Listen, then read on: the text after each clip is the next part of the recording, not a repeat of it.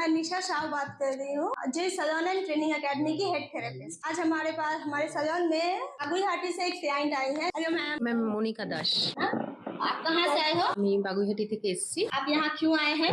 আমি অ্যাড দেখে পেডিকিউর ম্যানিকিউরটা আমার খুব ভালো লেগেছে এবং অনেকদিন ধরে আমার পায়ের অবস্থা খুব খারাপ, তো আমি চাইছি যে এখানে এসে একটুখানি ভালো করে আমার পায়ের প্যাম্পার্সটা ভালোভাবে হয় যেন।